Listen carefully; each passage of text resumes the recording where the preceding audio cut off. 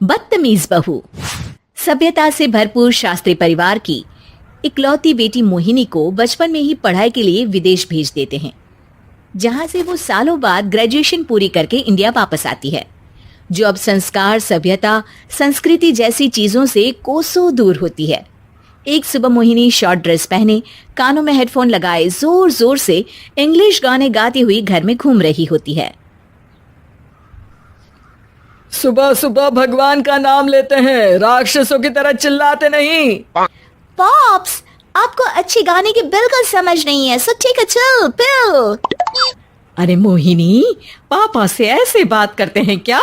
सारी तमीज भूल गई हो। ओह मॉम प्लीज, इतनी बड़ी भी कोई बात नहीं हुई, सो डोंट ओवर रिएक्ट।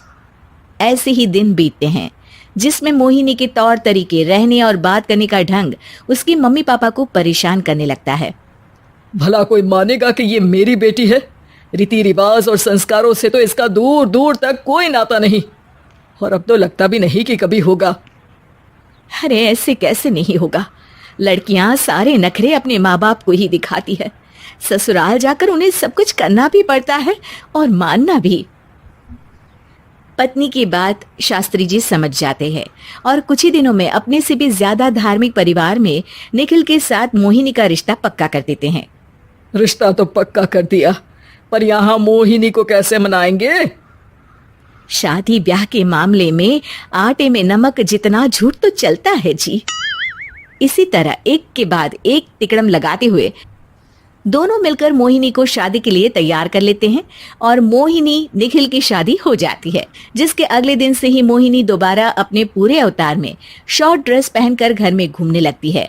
बहू को ऐसे देख सास की आंखें फटी की फटी रह जाती हैं। अरे ये क्या बेशर्मी है, हमारे घर की लड़कियां जींस तक नहीं पहनती और तुम बहू होकर इतने छोटे कपड़े पहनकर पूरे घर में घूम रही हो। सीरियसली मॉम, प्लीज आप अपनी इस 80 के दशक वाली सोच में मुझे इंक्लूड मत करो। हाय तौबा, एक तो बेशर्मी दिखाती है, ऊपर से सास के साथ जुबान भी लड़ाती है। अरे जल्दी कपड़े बदल कर आ, घर की पहली आरती तुम्हें ही करनी है। इतनी देर में निखिल भी वहां आ जाता है। माँ पापा आने वाले हैं, पूजा का सारा सामान तैयार है ना? ये पूजा हमेशा मेरे बॉयफ्रेंड्स के पीछे पड़ी रहती थी और अब हस्बैंड के पीछे भी आ गई। मोहिनी की बातें सुन सास तो अपना सिर पकड़ लेती है, लेकिन निखिल किसी न किसी तरह उसे पूजा के लिए कन्विंस करके कपड़े चेंज करने के लिए भेज देता है, जिस पर पूजा खत्म होने के बाद वो एक बार फिर अपनी शॉर्ट ड्रेस में आ जाती है। बहू, ये क्या तरीका है? संस्कार नाम की कोई चीज है या नहीं? नहीं ससुर जी, संस्कार मेरा दूसरा बॉयफ्रेंड था, अब तो मेरा उससे कोई कांटेक्ट नहीं है। मोहिनी का जवाब सुन के ससुर तो भगवान नाम जपते वहां से चले जाते हैं, लेकिन सास बहू के बीच कहासुनी फिर शुरू हो जाती है, जिसे इग्नोर करते हुए मोहिनी घर से बाहर चली जाती है और देर रात घर वापस आती है। मोहिनी, मैं जानता हूँ कि तुम विदेश में रही हो और तुम्हें वहीं की आदत है, पर यहाँ चीजें कुछ अलग है। अगर तुम उस हिसाब से कुछ एडजस्ट कर लो तो सबके लिए सही हो जाएगा। I am not in a lecture mood. Good night.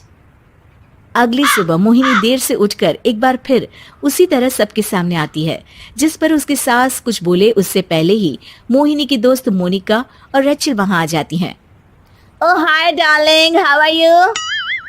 OMG, we missed you so much. I missed you too darling. Ram Ram, इन्होंने तो तुमसे भी छोटे कपड़े पहने हैं। अरे तुम लोगों के अंदर कोई शर्म लिहाज बाकी भी है या सब बेच खाई? मोहिनी, तुम्हारी मेड कुछ ज्यादा नहीं बोलती?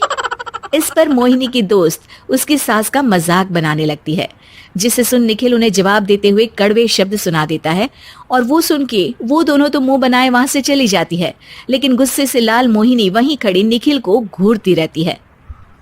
घूर क्या रही हो? तुमसे शादी की ये सोचकर कि विदेश में पढ़ी लिखी हो, घर में कोई पॉजिटिव चेंज लाओगी, अपनी करियर के लिए एम्बिशियस होगी, और अपने इस बिहेवियर से उस पढ़ाई के साथ साथ अपने मम्मी पापा के नाम को भी डुबो रही हो। अगर तुम्हें ऐसे ही हाल रखना है तो यहाँ रहने की कोई जरूरत नहीं है। निखिल की बातें सुनकर मोहिनी रोते हुए घर छोड़कर अपनी मम्मी पापा के पास वापस आ जाती है।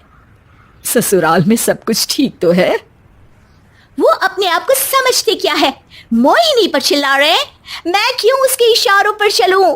मैं अपनी लाइफ अपने तरीके से जीना चाहती हूँ और वो ना आप लोगों को मंजूर था और ना ही उन्हें है। तुम यहाँ नहीं रह सकती। अपने पापा की बात सुन के मोहिनी हैरान रह जाती है। हाँ, तुमने बिल्कुल सही सुना। अगर तुम्हें अपने इस घमंड, बेशर्मी और बदतमीजी में ही जीना है तो तुम यहाँ भी नहीं रह सकती। बेटी, मैं मानता हूँ हमारे यहाँ रीति रिवाज बहुत मायने रखते हैं और हमने उन्हीं के ओवरडोज से बचाने के लिए तुम्हें विदेश भेजा था। एक लड़की जो शादी करके घर और बच्चे संभालती है, उससे तुम अपने आप को ज्यादा समझ सको इसके लिए भेजा था। तुम उससे ज्यादा समझो और बनो, पर तुम तो किसी दूसरी ही ट्रेन में चढ़ गई बेटा। उसके मम्मी पापा बहुत देर तक मोहिनी को सारी बातें समझाते हैं, जिन्हें सुनकर मोहिनी को अपनी गलती का एहसास होता है। वो जॉब ज्वाइन कर लेती है और ससुराल वापस आकर उन्हें मॉडर्न बनाती है और खुद भी कुछ रिवाज सीखते हुए खुशी से रहने लगती है।